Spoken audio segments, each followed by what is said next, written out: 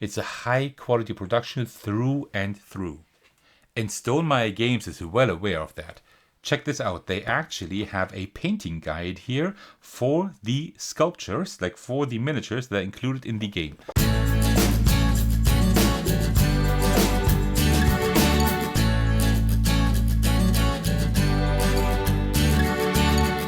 Hey everyone, this is Thecos. Today I will give you my review of My Little Scythe. This is like a family-friendly version, re-implementation of the very popular game Scythe by Stonemaier Games.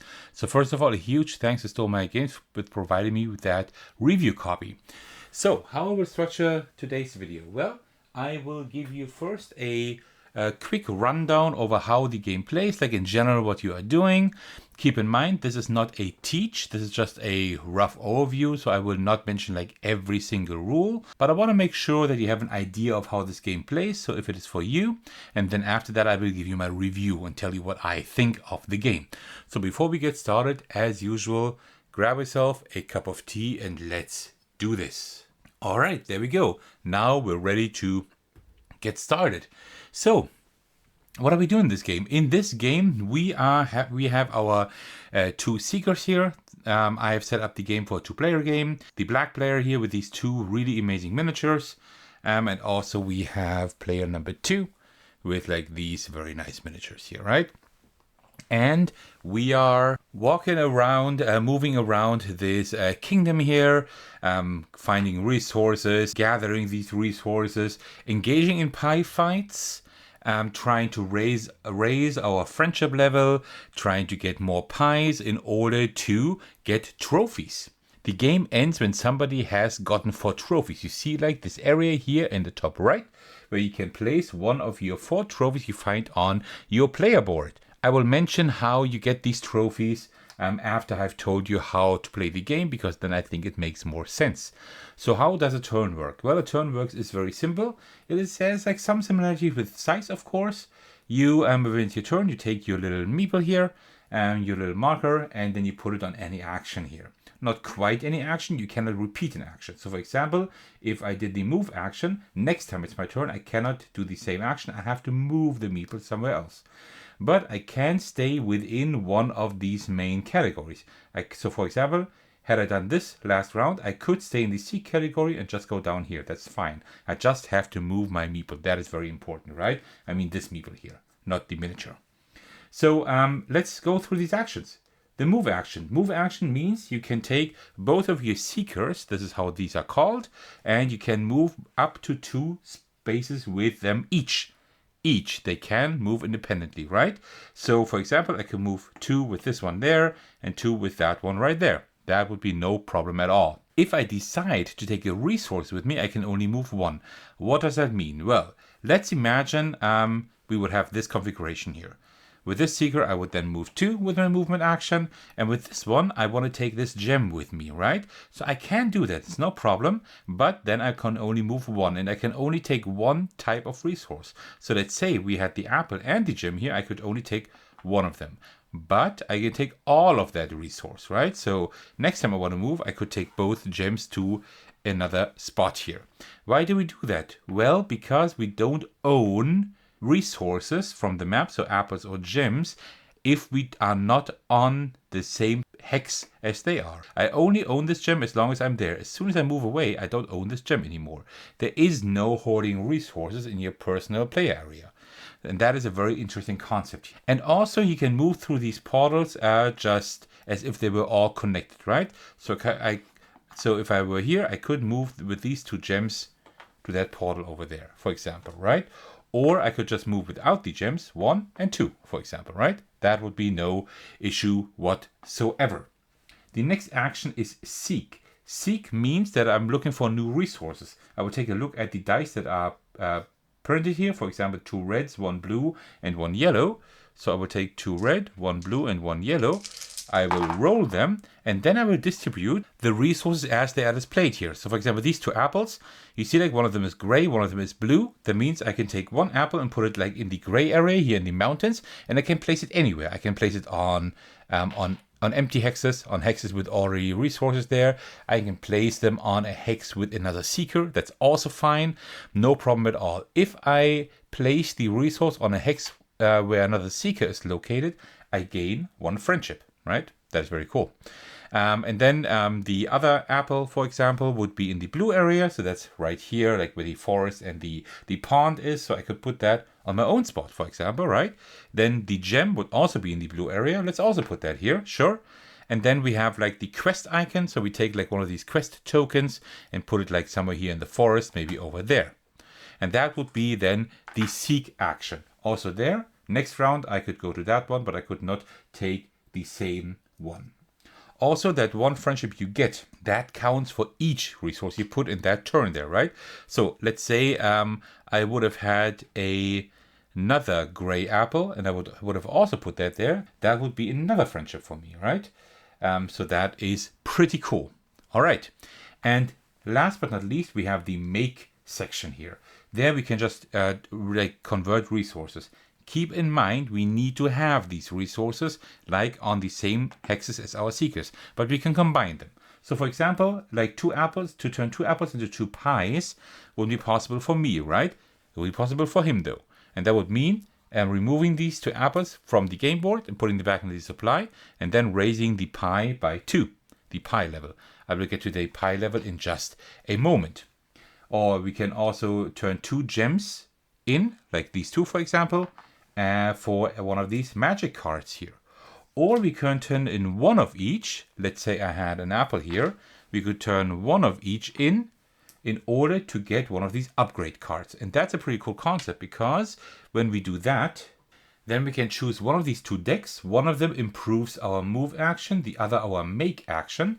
And we can take the top 3 tiles, take a look at them, and choose like one of them to keep. And we will put that as our new move action on our player board. The other 2 we will just turn face down and put them at the bottom of the deck here, right? And we can do that with move and make action. The seek action cannot be improved. So for example, the one that I chose here right now, it's the mechanical frog, and that one says, as one of your moves, move one of your seekers directed to any unoccupied space containing 2 or more resources. So we can just pretty much like jump, right? But I can only do that with one of my 2 moves, right? The other one still has to move normally. And there are like loads of others that work differently. And we also have the same for the make action. Here, for example, the change here is that we can 2 gems, not only for a card, but also for a friendship. Also, after you are done with like your movement, for example, or with like whatever you do, if you are on a spot with a quest icon, the quest token, you can then turn in that quest and take one of these quest cards here. And these are interesting because they have like specific decisions for you. Either you can like help the forest. That means like you can always like do something positive, something negative, and do nothing, right? For example, here you could pay 2 apples. You would have to like actually own the apples, like on one of your hexes, and then you would gain 2 friendship and 1 pie, which is pretty cool. You could do dirty tricks, which means you can remove any apple or gem or quest from the board, but you wouldn't lose any friendship, because sometimes you lose friendship here when you do that. Or you can like gain 1 apple or gem for visiting. Then you return this quest face down to the bottom of the quest deck, right? And if you actually make one of these quests, if you actually fulfill one of these quests, you can put it like right next to your player board as one of your fulfilled quests. And now for some of the last rules here. So if you ever enter a hex where another seeker is located, you have to interrupt your movement action immediately, and a pie fight starts. The initiator of the attack is the one who actually went to that hex, loses 1 friendship, and then you have engaged in a pie battle. Both opponents choose a number of pies to throw, but they can only choose as many as they have here maximum, right? So I could not choose more than 4, for example, right? Like each of them does that in secret. And what you can also do is you can take one of your magic cards that have also pies on them, and like secret under the table, you can tuck it like under that pie. So if you turn that over like this, the opponent doesn't see whether you have a card tucked there or not. And then at the same time, we reveal those, and you add the 4 plus the 2. That's 6 pies, right? And the opponent maybe only has like 1 pie here. That means you would win the pie fight, and a few things happen there. So first of all, Both of them need to deduct the number of pies they've thrown without that card. So it will be 4 for me and 1 for the opponent. And also the opponent is now sent back to their base camp. That means the following. I now have access to these resources here, right? That's one thing.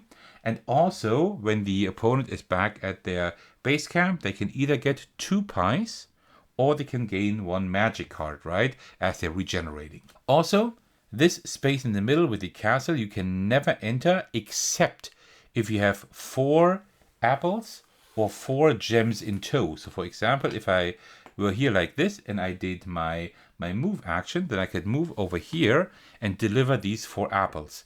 Also, the same thing would happen here. The 4 apples would get discarded and I would go back to my base camp to regenerate. But apart from that, you can never enter the castle here.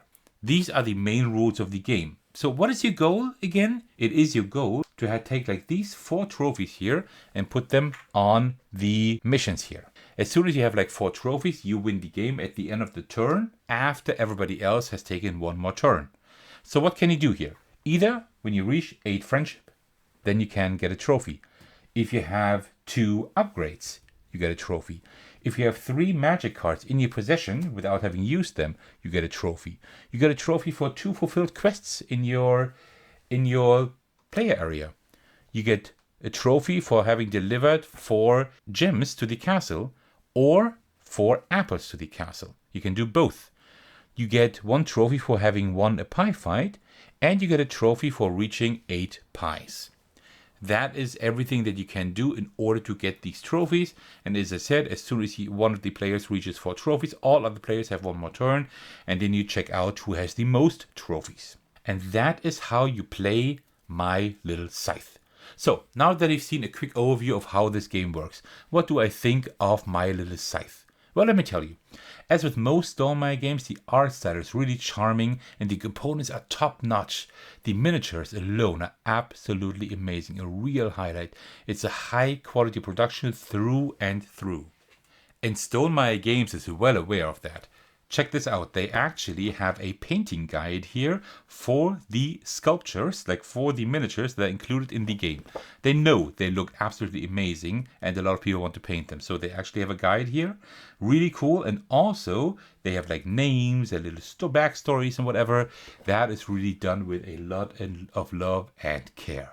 That said, the game does feel a little bit overproduced, right? It takes up more space than it probably should, but it does look nice while doing so. The theme is also great. It perfectly fits the promise of being family friendly, and I love how battles are fought with pies and how apples are one of the resources you collect. It's a fun and creative implementation of a lighthearted theme. Now let's talk gameplay. The gameplay works really well for children. The rules are approachable, and it's quite clear what you need to do to win. Still, it's more involved than most classic children's games, which is nice to see.